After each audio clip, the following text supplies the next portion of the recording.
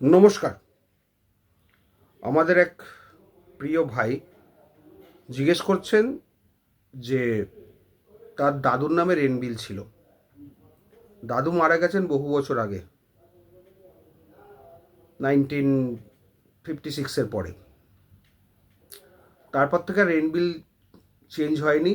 বাবাও রেন্ট দিয়ে গেছেন, দাদুর নামেই রেন্ট বিল। এবার নাতি মানে আমাকে যিনি ফোন করেছিলেন তিনিও দিয়ে গেছেন রেন্ট বিল। এতদিন ধরে রেন্ট বিল দাদুর নামেই চলে আসছে, ওনারা সেই বিলেই টাকা দিয়ে যাচ্ছেন, ল্যান্ডলর্ডও নিয়ে যাচ্ছে। তাহলে এক্ষেত্রে কি হবে? এখন ল্যান্ডলর্ড ওদেরকে বলেছে যে অনেক দিন হয়েছে, এবার ঘরটা ছেড়ে দাও, আর না হলে 1 লাখ টাকা দাও, নাম চেঞ্জ করে দিচ্ছি। ঘরটা একটা টালির ঘর, কি করা যাবে? দুশ্চিন্তায় পড়ে গেছে গরিব মানুষ। স্বাভাবিক, যাদের দিন নুন আনতে পান্তা ফুরোয়, যাদের দিন গুজরান হয়ে ডেলি বেসিস রোজগার করে, তাদের পক্ষে 1 লাখ টাকা দেওয়াটা সত্যি কষ্টের, আমরাও ফিল করি। কিন্তু এই কিছু এক্সেপশনাল মানুষের জন্যে, যাদের দেখবেন কোটি কোটি টাকা রোজগার হয় বা বড় বড় ব্যবসা করছে, তারাও কিন্তু ভাড়াটা বাড়াতে চান না, বা নাম চেঞ্জের যে ল্যান্ডলর্ডের টাকাটা, যদিও এটা আনঅফিসিয়াল টাকা, সেটা দিতে চান না।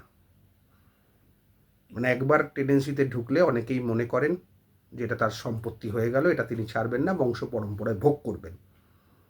এই কারণে বহু বাড়ি কলকাতা বা আশেপাশে বা বিভিন্ন জায়গায় ল্যান্ডলর্ডের বাড়ি সারাতে উৎসুক হননি, সম্ভবও নয়, ওই জন্যে হাত পা তুলে দিয়েছেন।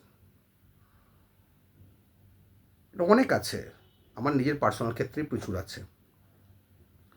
ভাড়া বাড়াতেই বলে 3 বছরে তো 5% ভাড়ার আইনের ভাড়া, তার বেশি বাড়াবো করা, অথচ তারা ওই জায়গা থেকে কোটি কোটি টাকা ইনকাম করছেন ব্যবসায়িক দিক দিয়ে।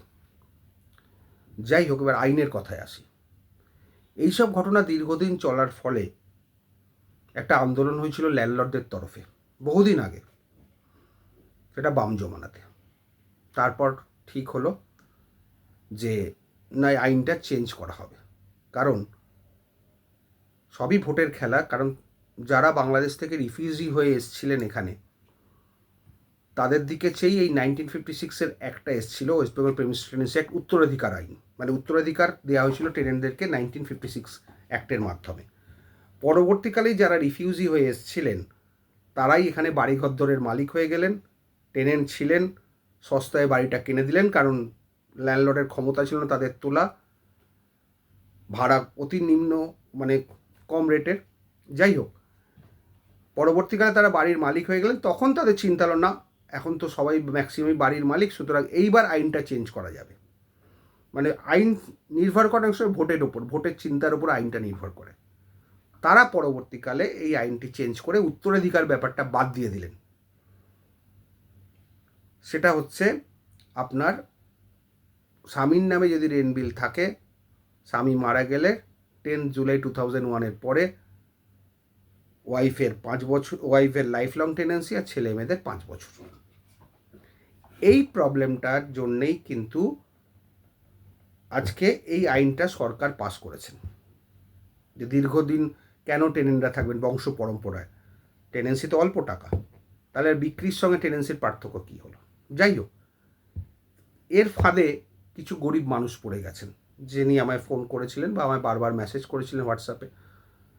তাদের মতো লোকও পড়ে গেছে, কিন্তু উপায় নেই, আইনের পথে চলবে, কিচ্ছু করার নেই। গরিব বড়লোক, আইন যেরকম আছে আইনের ফাঁকও আছে, কিন্তু আইনের পথে চলবে।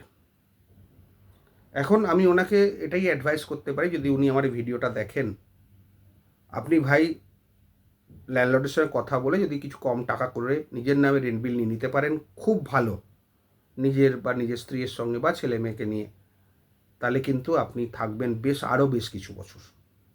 না হলে এই যে 2G অ্যাপ্লিকেশানটা হয়ে গেছে, আপনার ওপরে ল্যান্ডলর্ড কেস করে দেবে, আপনি উঠতে বাধ্য হবেন। সেটা হয়তো আপনি 5-7 বছর মামলাটা খুব জোর টানতে পারেন, তার বেশি কিন্তু পারবেন না। সুতরাং সবথেকে বুদ্ধিমানের কাজ, যদি আমার কথা শোনেন বা আমার এই ভিডিও দেখেন, তাহলে বলবো ল্যান্ডলর্ডের সঙ্গে বসে মিটমাট করে নিন। তাতে যদি কিছু বেশি টাকা আপনাদের দিতে হয়, জানি আপনার কষ্ট হবে, কিন্তু আপনার মাথার ছাদটা কিন্তু টিকে যাবে। আদারওয়াইজ কিন্তু কিচ্ছু করার নেই। আমরা লয়ার হয়তো কিছুদিন মামলাটা এদিক ওদিক করে ঘুরিয়ে ফেরিয়ে যে ওই 5-7 বছর টেনে দেবো, কিন্তু লয়ার কোর্টে অ্যাপিয়ার করলে তারও কিন্তু ফিজ আছে, মামলা লড়তে গেলে ফিজ আছে, রেকারিং খরচা হয়ে যাবে। সেটা আপনি বুঝে দেখুন। আমার কাছে যদি শোনেন, আমার অ্যাডভাইস যদি মানেন, তাহলে ল্যান্ডলর্ডের সঙ্গে কথা বলে একটা রফা করে নিজের নামে, এবং তার সঙ্গে আপনি ছেলেমেয়ের নাম রাখতে পারেন, স্ত্রীর নাম রাখতে পারেন, তাতে আপনার লাভ। নালে কিন্তু আপনার বিপদ আছে ভাই, কিচ্ছু করার নেই, এটাই আইন। আর আপনি যেটা বলেছেন আপনার দাদুর নামে বিল বংশ পরম্পরায় আছেন, ওটা কিন্তু কোনো এফেক্ট করবে না, কোনো আপনি প্রায়োরিটি পাবেন না তার জন্য। আইনটাই এরকম। সুতরাং ভাই ভালো থাকবেন, এবং আমার ভিডিও যারা যারা দেখেন প্রত্যেককেই আমি চেষ্টা করি গুড অ্যাডভাইস করতে। তাতে অনেকে আমাকে বলেন যে আপনি লড়াকু লোক, লড়াইয়ের কথা না বলে কেন সেটেলমেন্টের কথা বলেন। দেখুন, লড়াই করতে গেলে টাকার দরকার,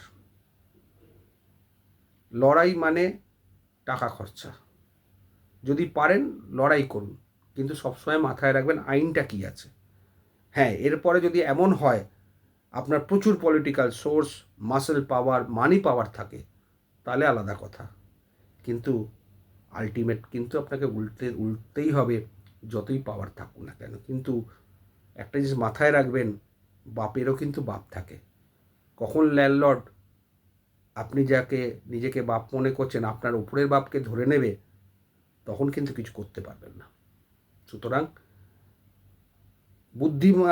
বুদ্ধিমত্তার সঙ্গে এটা বলছি, এবং যারা আছেন, যারা এই পরিস্থিতিতে পড়ে আছেন, তারা অবশ্যই যদি ল্যান্ডলর্ড অফার করে বা ল্যান্ডলর্ডকে বলুন টাকা পয়সা নিয়ে নামটা চেঞ্জ করে দিতে, নাহলে কিন্তু বিপদ আছে। হ্যাঁ, যদি এবার আইনের কোশ্চেন তোলেন, ল্যান্ডলর্ডের টাকা চাওয়াটা বেআইনি, আপনার টাকা দেওয়াটাও বেআইনি। কারণ এইসব সেলামি বলুন, আনঅফিসিয়াল মানি যেগুলো, সেগুলো আনঅফিসিয়ালই থাকে। রেন্ট বিলে শুধু আপনার নামটা থাকবে আপনার সেফটির জন্য। বিহাইন্ড দ্য ব্যাক অনেক কিছুই করতে হয়, এটাও সেমনি একটা। যদি আজকে উত্তরাধিকার আইনটা না থাকতো ওয়েস্ট বেঙ্গল প্রেমিস টেনেন্সি অ্যাক্টে, তাহলে কিন্তু ল্যান্ডলর্ডরা এই সুযোগটা পেতেন না। টেনেন্টেরও যেরকম বাঁচতে হবে, ল্যান্ডলর্ডকেও সেরকমভাবে বাঁচতে হবে, তারই বাড়ি ঘরদোর আলটিমেটলি। ভালো থাকবেন।